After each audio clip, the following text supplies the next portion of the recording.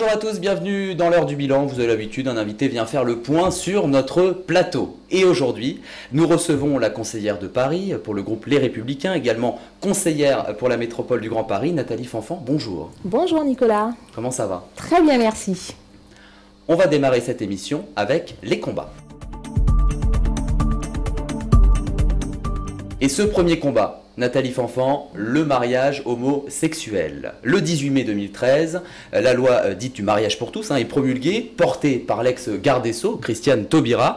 Le texte ouvre la possibilité pour les couples homosexuels de se marier. C'est vrai qu'une promesse de campagne de François Hollande en 2012, mais c'est aussi votre combat. Parce que cette nouvelle a dû vous réjouir, puisque l'année précédente, vous étiez l'une des 6 secrétaires nationaux à avoir signé une tribune. Alors, je lis un petit extrait de cette tribune. Nous sommes cette génération de trentenaires engagés pour Nicolas Sarkozy qui souhaite attribuer au débat et au projet de l'UMP. C'est pourquoi nous sommes favorables à l'ouverture du mariage à tous les couples, quel que soit leur sexe. C'est vrai que, finalement, Nicolas Sarkozy, quand il était président, n'avait pas tenu compte de ça. Qu'est-ce que vous en dites ? C'est vrai. Ça a été une déception, ça, Nathalie Fanfan? Écoutez, oui, parce que moi je pense que ça fait partie un peu des avancées de la société. Aujourd'hui, les couples homosexuels peuvent se marier ailleurs dans le monde et je pensais que c'était une belle avancée que la France autorise ça. Mais n'oubliez pas que dans cette tribune, on s'est arrêté au mariage. On n'a pas parlé de procréation, d'adoption, etc. On s'est adressé au mariage. Et quelle est votre position justement sur ça? Écoutez, franchement, moi je pensais vraiment, enfin je pense toujours qu'il faut s'arrêter au mariage parce qu'après les questions de procréation, notamment médicalement assistée, c'est quand même extrêmement compliqué. Parce que déjà, enfin même pour les couples hétérosexuels, c'est quand même un parcours qui est assez difficile. Et je crois que déjà faire un premier pas sur la légitimation des couples, la légitimation de l'amour, c'était déjà bien. Mais la question de la procréation médicalement assistée, enfin en ce qui me concerne, je ne serais pas allée jusque-là. Parce que voilà, on peut avoir un enfant... La nature permet que l'enfant vienne d'un père et d'une mère. Bon, on ne peut pas forcément tordre le bras comme ça à la nature. Donc, j'étais pas pour, honnêtement. Vous n'étiez pas non plus allé à la manif pour tous. D'ailleurs, le dimanche 13 janvier 2013, plusieurs responsables de l'UMP, ancien UMP, aujourd'hui les Républicains, ont défilé. Alors, parmi eux, on avait Xavier Bertrand, on avait Laurent Wauquiez, on avait Jean-François Copé, on avait Brice Hortefeux. Ça a un peu cassé cette image de droite progressiste. Certainement. Enfin, moi, personnellement, je n'aurais certainement pas manifesté pour ça. Oui, quand vous avez signé cette tribune, ça aurait été difficile, effectivement. Voilà, enfin, on ne descend pas dans la rue pour ça. D'ailleurs, beaucoup des personnes qui ont défilé ont fait quand même marche arrière depuis, en se rendant compte que c'était quand même aller un peu loin. Dans l'absolu, j'ai trouvé vraiment regrettable que sur un sujet pareil, le président de la République ait dressé une partie des Français contre l'autre partie. Ça valait vraiment pas le coup, mais vraiment pas, de crisper ainsi la société sur un sujet qui allait de soi. Voilà. Parce que c'est l'évolution de la société. Peut-être qu'il aurait fallu se concentrer sur des choses plus importantes comme l'emploi, le développement économique. Mais ça, pour vous, c'était important, c'était votre combat, Nathalie Fanfan. C'était un combat, mais je pense que ça valait vraiment pas la peine de défiler dans la rue pour ça, vraiment. Et d'ailleurs, je n'y étais pas. Oui, sans doute, ça n'aurait pas été cohérent. Sinon. Non, du tout. Bon. Ouais. Et encore plus fort, puisque au moment de l'adoption de la loi pour tous, est créé le groupe Sens Commun. Vous savez ce que c'est, Sens Commun? C'est leur but, parmi tant d'autres, entre la passerelle un petit peu entre la manif pour tous et votre parti. D'ailleurs, ils essayaient un petit peu de récupérer ces gens de la manif pour tous aussi, Nathalie Fanfan. Je ne sais pas si c'est mon parti qui essayait de récupérer les gens de la manif pour tous. Sens Commun, c'était lié à l'UMP. Oui, ouais. Mais est-ce que c'est l'UMP à l'époque et les Républicains aujourd'hui qui essayaient de récupérer, entre guillemets, les gens de Sens Commun ou Sens Commun qui essayait de faire de l'entrisme? Tout dépend de la façon dont on regarde les choses. Moi, je vois surtout des gens qui ont leurs convictions, et on ne remet pas ça en cause, mais je pense qu'ils avaient aussi un peu envie de politiser leur combat et que c'était une façon de rentrer en politique. Il faut rester aussi un peu pragmatique. Voilà, pour moi, c'est ça. D'ailleurs, à l'Assemblée nationale, il y a un groupe qui s'appelle les Frondeurs, lié au Parti socialiste, qui était d'ailleurs opposé au mariage pour tous. Vous êtes une frondeuse, un petit peu On est toujours un peu frondeur quelque part, voilà, en fonction des sujets. Je pense que quelque part, je dois avoir une âme de frondeuse, mais bon, avec l'âge, on s'assagit. Maintenant, vous êtes assagi par rapport à l'époque?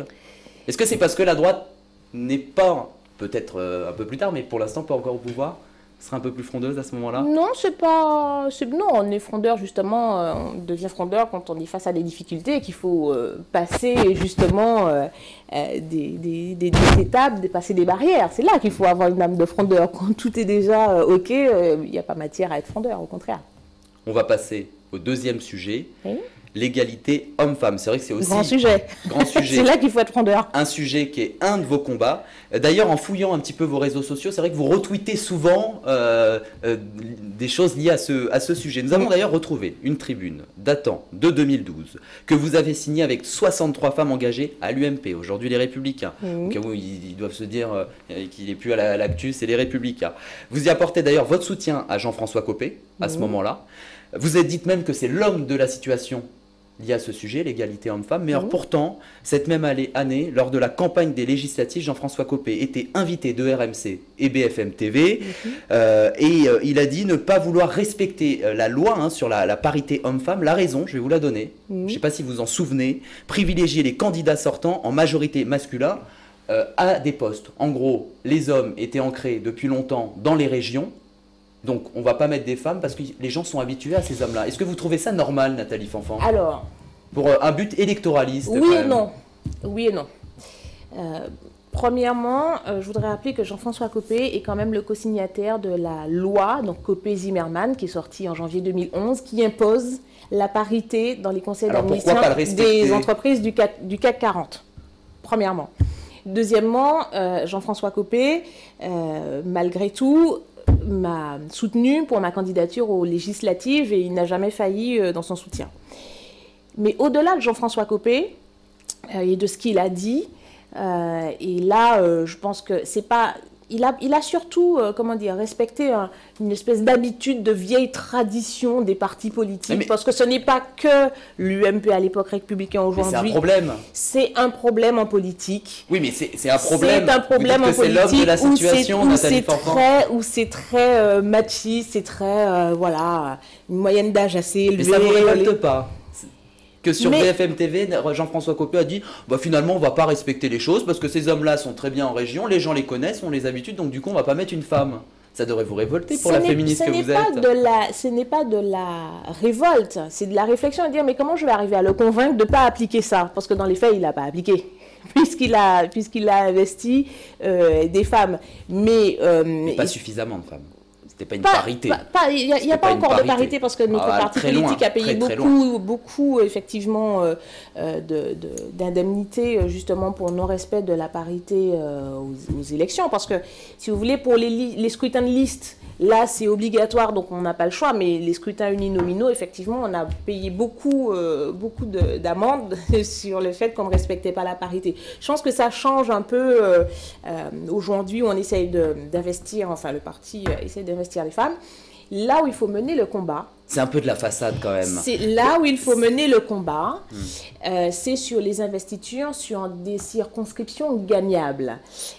Parce que de façon générale, ça ne tient pas spécifiquement à la droite. C'est partout en politique parce que c'est un monde qui est très masculin. On a un peu trop tendance à envoyer les femmes sur des circonscriptions pourries. Alors, si j'avais envie d'être positive, je dirais, parce qu'ils pensent qu'on a plus de courage qu'eux et qu'on ira au combat sans faillir et qu'on va se battre jusqu'au bout, etc. Donc, on pourrait se dire... Vous avez eu cette impression dans le 20e, justement, qui n'est pas facile à gagner pour la droite? C'est vraiment pas une circonscription facile, ça, je vous le Donc, vous avez été victime de ça, vous? Victime, entre guillemets. Moi, je ne me positionne jamais en tant que victime, parce que j'étais juste pas obligée d'accepter. Accessoirement parlant. Donc, j'ai quand même accepté de mener le combat. Donc, voilà, j'ai choisi. Donc, ça n'est plus un souci. Mais ça doit rester effectivement un combat pour qu'au fur et à mesure, dans le monde politique, on arrête de se dire qu'on envoie des femmes au combat sur des circonscriptions pourries et qu'on réserve les circonscriptions en or aux messieurs. À un moment donné, il faut savoir partager les choses et se dire qu'on est à parité égale, aussi bien sur les circonscriptions gagnables que sur les circonscriptions qui sont verrouillées pour la partie adverse. Ça, ce serait une très très belle avancée dans les partis politiques. Donc le combat est encore difficile. Oh ben il y a toujours des combats à mener, celui-là, croyez-moi, on n'a pas fini. Bon, dans le 20e, hein, du coup, c'était un peu ce cas-là. On vous a placé là parce que vous étiez une femme, c'est ce que vous nous dites un peu. Le 20e, enfin, l'Est parisien, c'est une zone de reconquête. C'est pas que le 20e, hein, c'est 18, 19, 20, 12, 11, tout l'Est parisien est une zone de reconquête. Moi, j'avais envie d'aller là, donc il n'y a pas de souci, j'étais candidate. Mais c'est vrai que cette partie de Paris, on essaye plutôt effectivement de mettre des femmes généralement. Pour le coup, là, c'est un homme qui est sur Massiaco. Tout de suite, on va passer à l'œil du bilan. Tout de suite, je vais vous montrer une photo, Nathalie Fanfan. Oui. Ça va vous rappeler des souvenirs. Nous sommes en février 2014, lors du meeting de soutien d'ailleurs à Nathalie Kosciusko-Morizet, candidate à l'UMP à la mairie de Paris. Son adversaire, on le sait, Anne Hidalgo, avait remporté cette élection avec 53,34% des voix. Et si je vous montre cette photo, puisque effectivement vous êtes assise juste à côté de l'ancien chef de l'État, et cette photo a fait réagir, notamment dans votre camp. Ouais. Puisque une pétition même réclamant le retrait de votre candidature à ce moment-là avait été lancée. Comment vous pouvez expliquer cette pétition dont vous étiez la cible? Parce que vous étiez juste bien placé à côté de Nicolas Sarkozy. C'était pas pour ça. C'était pas pour ça. Alors moi, ce que j'ai lu, c'était lié à ça, en tout cas la pétition. Non. Il y avait une pétition. Elle était sortie avant. Où il était signé également que cette photo, que vous étiez à côté de l'ancien chef de l'État. Non, c'était pas pour ça. Mais ça avait fait, en tout cas, surréagir. Oui, évidemment que tout le monde aurait rêvé d'avoir cette place. Parce que vous étiez à côté du chef de l'État. Ah bah, tout le monde rêve d'être à côté de Nicolas Sarkozy. C'est quand même quelqu'un d'extrêmement charismatique, au-delà du fait qu'il a été président de la République. Enfin, ça tient à sa personne. C'est vraiment quelqu'un d'incroyable. Il est magique. Et j'avoue, c'était un beau moment. C'est le 11 février 2014. La pétition, je vais vous raconter l'histoire de la pétition parce que j'aime bien... Vous aimez bien cette histoire? Non, j'aime pas cette histoire. J'aime bien que les gens sachent un peu la vérité. En fait, la pétition avait été lancée par quelqu'un qui voulait ma place. Et qui avait été jusqu'à proposer de payer pour avoir ma place. Et voilà, c'était... Vous savez, en politique, c'est parfois très dur. Par un homme? Et les gens... C'était un homme qui voulait non, la place? c'est la place d'une femme. C'était une femme. Et les gens sont prêts à tout pour obtenir satisfaction. Et la pétition n'ayant pas fonctionné, je peux dire que ma voiture a été vandalisée à 3 reprises en 10 jours à la batte de baseball, où ils ont fracassé ma voiture devant chez moi à chaque fois, évidemment en voulant tout ce qu'il y avait dedans, fracassant les vitres, les pare-brises, enfin voilà. C'est extrêmement violent. Et j'ai envie de dire... voilà, je suis quand même conseillère de Paris, j'exerce mon mandat avec cœur, j'en suis très heureuse et j'ai envie de dire aux gens que finalement la violence, ça ne sert pas toujours à grand chose. Mais c'était un très beau moment ce 11 février 2014. Je m'en souviendrai toute ma vie. Dans l'œil du bilan également, on fait toujours un petit point Twitter. On fouille avec Raphaël Aflalo qui m'aide à préparer cette émission. On fouille un petit peu Twitter. Et justement, on a vu quelques bourdes concernant les candidats de droite. Ah oui. Il y en a partout. D'abord, tout le monde est bien servi. Oui, entre Nadine Morano et Stéphane Guillon. Eh oui, il faut le dire, à l'image de ce clash. L'humoriste, je vous cite son tweet, a dit: danger de mort, ami piéton, qui aide sur Twitter, demandez à Morano où elle va rouler demain pour éviter le secteur. Pourquoi? Parce qu'en 2012, un motard qui escortait la voiture de Nadine Morano avait renversé un piéton. L'intéressé lui répond: ah, si on pouvait rouler sur votre bêtise, ce serait bien quelquefois. Et le clash continue. évidemment. Bah oui, parce que ça ne s'arrête pas là, ce Sinon, fameux c'est pas clash drôle. entre Nadine Morano et Stéphane Guillon. Le clash continue où l'intéressé dit ne le prenez pas mal, j'essayais juste de sauver des vies. Donc ça c'est Stéphane Guillon qui dit ça. Morano met un terme à la conversation, elle met ne le prenez pas mal, j'essaie juste de sauver votre humour. Alors c'est vrai que moi aussi je dis ça avec humour. Finalement Nadine Morano, est-ce que c'était ça, de répondre à un humoriste? Qu'est-ce que vous en pensez? Est-ce qu'à un moment donné un responsable politique peut pas se dire bon, on connaît aussi les positions de Stéphane Guillon, on sait que c'est un humoriste engagé, pourquoi lui répondre? Alors, plusieurs choses. N'oubliez jamais qu'un responsable politique reste un être humain. Donc, il peut être amené à réagir. Il ne va pas réagir spécialement en tant que responsable politique, il va réagir il sait qu'en le faisant sur Twitter, Nathalie Fanfan, ça va être vu par tout le monde. Bien évidemment, c'est aussi un système de com, évidemment, il essaye. En plus, Stéphane Guillon, il attaque tout ce qui bouge, donc il n'y a pas de souci. Voilà, lui, il fait feu de tout bois pour se faire voir, donc il n'y a aucun souci. Mais peut-être qu'elle n'aurait pas dû répondre, parce qu'effectivement, c'est faire bien trop d'honneur à Stéphane Guillon, effectivement, de lui répondre. Parce que lorsqu'il y a un cortège comme ça, il y a toujours des risques parce que le cortège, pour x, y raison, je n'excuse rien, hein, j'essaie simplement de comprendre. Et puis je pense que le motard qui a renversé le piéton, il devait être vraiment, il était juste pas content, il devait être très certainement mortifié de ce qui est arrivé parce que renverser quelqu'un, c'est quand même un traumatisme, en plus dans l'exercice de ses fonctions. Enfin voilà, à un moment donné, il faut aussi regarder les choses telles qu'elles sont. On parle plus sur la réaction de Nadine Morano. Est-ce que finalement elle aurait pu se dire c'est un humoriste et puis voilà?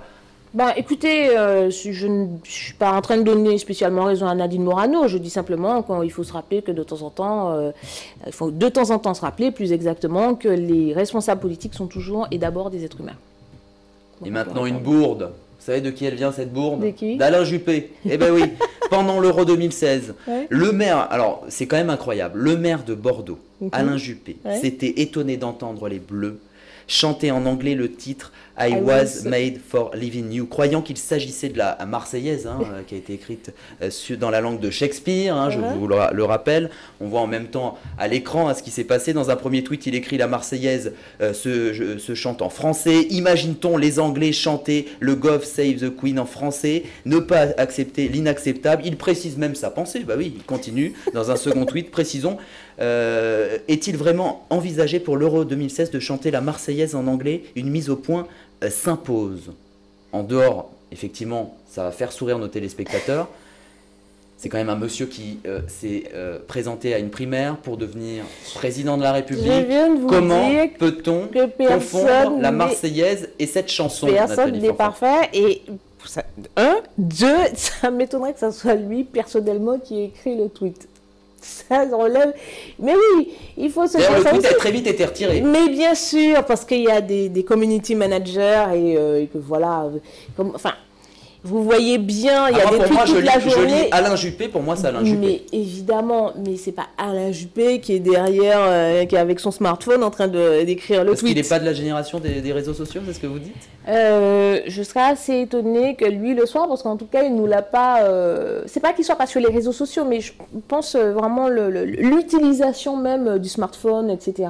Même un conseiller, mais que ce soit même un conseiller. Vous voyez, par exemple, François Fillon c'est un geek, on sait très bien qu'il a son téléphone. Même si c'est un conseiller, comment etc. peut-on confondre la Marseillaise avec cette chanson quand même qui est bien connue? Tout le monde n'a pas cette culture générale. Je ne suis pas en train d'excuser, je dis bon, c'est les bourdes, il y en a tout le temps sur Twitter, il y en a 20 000 par jour, voilà, elles nous font sourire, parfois elles nous font bondir, voilà, ça fait partie du jeu. Et tout de suite, Nathalie Fanfan, nous allons passer au bilan s'impose. Avec ce premier point, Adopi. On va parler d'Adopi. Pourquoi? Parce que je rappelle déjà pour nos téléspectateurs ce que c'est Adopi. Donc c'est la haute autorité pour la diffusion des œuvres et la protection des droits sur Internet. Mais ça a été créé sous la présidence de Nicolas Sarkozy, votre président, en 2009. Cette autorité a pour mission de réprimer le téléchargement illégal. Effectivement. 7 ans après, en avril 2016, l'Assemblée nationale vote la mort d'Adopi. Bon, c'est prévu en 2022. Question de dire qu'on a fait quelque chose, avec quand même seulement 41 condamnations. Alors, est-ce que vous savez combien de gens téléchargent? 7 millions. Il y a eu 41 condamnations. On peut dire, vous pouvez le dire, Nathalie Fanfan, c'est un vrai échec. Ça n'a servi à rien, cette Adopi. Vu comme ça, effectivement, on peut considérer que c'est un échec. Mais après, je crois qu'il y a quand même... Même 30% des Français qui téléchargent. On a 41 condamnations. C'est un peu faible. Je pense qu'on n'a pas mis le doigt sur le bon sujet. Parce que la répression, une nouvelle technologie évolue tellement, Internet évolue tellement vite qu'on va pas pouvoir... Aujourd'hui, on bloque ce site de téléchargement, il y en a 10 qui sont ouverts, voilà, on télécharge comme on veut, et de façon indue et sans se faire prendre. Donc, est-ce que c'était vraiment là le sujet ? Est-ce que le sujet n'était pas plutôt la pédagogie pour expliquer pourquoi il ne faut pas... Vous pensez réellement que ça aurait marché, la pédagogie? Vous savez quoi? Même avec Adopi qui condamne, les gens continuent. Moi, je suis une maman de 3 enfants.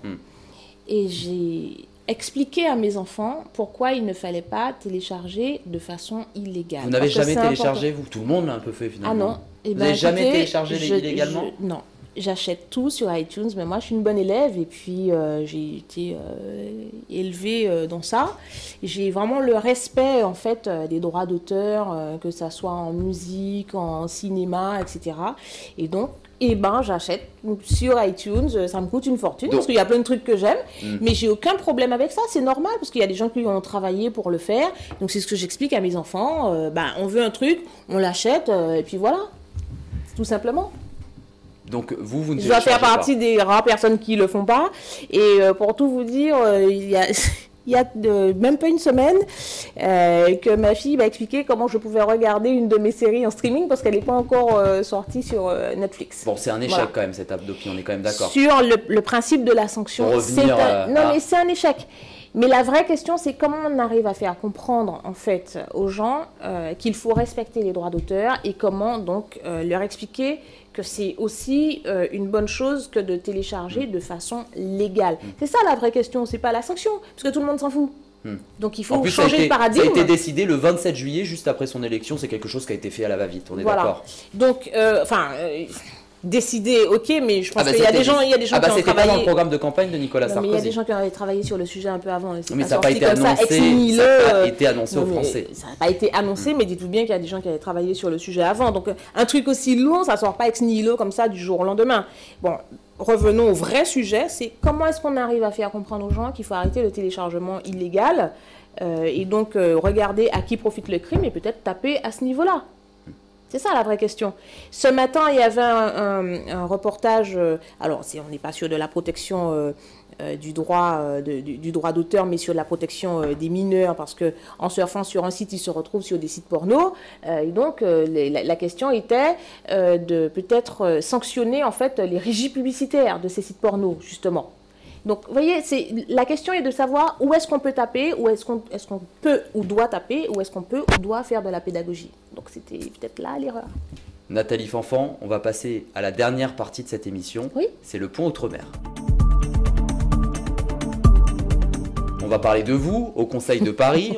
On est en septembre 2015 lors d'une séance du Conseil de Paris. Vous avez d'ailleurs longuement pris la parole pour dénoncer le mauvais traitement que subissent les ultramarins au Conseil de Paris. Vous étonnez d'ailleurs, je cite, que l'outre-mer soit systématiquement présenté sous un angle négatif et vous faites la liste d'ailleurs de tout ce qui va bien en outre-mer.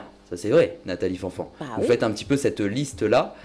Je vais donc vous faire découvrir un extrait. J'ai du mal à comprendre pourquoi l'outre-mer est systématiquement présenté sous un angle négatif. Vous nous expliquez que le PIB est très faible, effectivement. Je voudrais vous rappeler que le PIB des Antilles françaises est parmi les plus élevés, enfin par habitant évidemment, est parmi les plus élevés dans la Caraïbe, parce qu'il faut quand même mettre les choses en perspective. C'est pareil pour la Guyane dans sa zone géographique, c'est pareil pour la Nouvelle-Calédonie et Wallis et Futuna dans leur zone économique, et pareil pour la Polynésie dans son environnement régional. Donc déjà, j'aimerais bien que pour une fois, on puisse présenter l'outre-mer sous un jour positif. Sous un jour positif. Est-ce que c'est le meilleur endroit pour parler d'outre-mer au Conseil de Paris? Pourquoi vous avez Alors, fait il faut ça? que j'explique en fait cette intervention. L'exécutif avait présenté un vœu totalement incongru, hors sujet, hors sol, qui demandait en fait que donc la ville de Paris demande au gouvernement de tenir compte des spécificités d'outre-mer pour faire sa loi sur l'égalité réelle. En quoi la ville de Paris est-elle compétente pour Mais vous dites même que la ville de Paris dénigre l'outre-mer. C'est ce que vous avez dit dans la vidéo. Évidemment, On a vu un extrait, dans le mais vœu, dans ils votre discours, vous le dites. dans le vœu, ils expliquent qu'on est des pauvres territoires complètement pourris avec du chômage, de la violence, etc., etc. Mais pourquoi est-ce qu'on devrait systématiquement pointer les difficultés de l'outre-mer? Jamais on peut parler de choses positives. Pourquoi les outre-mer ne savent rien faire? C'est interdit de dire ce qu'ils réussissent à faire. Moi, j'ai envie qu'on parle des réussites de l'outre-mer. Donc, la ville de Paris n'est pas compétente pour interférer sur ce qui se passe dans les collectivités autres que la sienne, déjà, pour commencer. À part faire du buzz, je vois pas l'intérêt d'un tel vœu. Bon. Deuxièmement, je suis désolée, je refuse, en plus qu'une collectivité pointe le doigt sur les difficultés de l'outre-mer. Vous voulez parler d'outre-mer? Eh bien, aidez-nous et montrez ce que nous réussissons à faire. Valorisez-nous plutôt que de systématiquement nous dévaloriser. Alors, ça n'a pas plu. Alors, en plus, je vous signale que j'ai pris les chiffres qui étaient publiés très officiellement sur le site du ministère de l'Outre-mer, et ce sont les chiffres de l'IEDOM. Donc, voilà, je sais que ça n'a pas plu que je rappelle un peu les choses, mais enfin, j'ai rappelé des données très officielles, ce qui veut dire que à un moment donné, eh bien, on reconnaît que, en dépit des grandes difficultés, des handicaps que rencontre l'outre-mer, que connaît l'outre-mer, on réussit quand même à faire des choses. Et c'est ce que j'ai voulu souligner. Oui, nous avons des difficultés au même titre que d'autres régions et collectivités de la France métropolitaine, mais nous réussissons à faire des choses. Et ça, je tiens à ce que ça soit dit. Et c'était l'occasion de dire publiquement, c'est pas parce que nous avons des difficultés que nous n'avons que des difficultés, nous avons aussi des réussites. Alors évidemment, ça a été un grand tollé parce que ça mettait un peu un coup de pied dans la fourmilière de gens qui avaient surtout envie de se faire voir à travers un vœu pourri au Conseil de Paris. Mais il n'en demeure pas moins qu'il fallait dire la vérité. Merci Nathalie Forfon d'avoir été avec nous. Je rappelle que vous êtes conseillère de Paris pour le groupe Les Républicains. Vous êtes également conseillère de la métropole du Grand Paris. Absolument. Merci d'avoir été sur notre plateau. Merci. Et merci à vous tous de nous avoir suivis. On se retrouve à la même heure, dimanche prochain, avec un nouvel invité qui viendra sur notre plateau faire un nouveau point. Prenez soin de vous.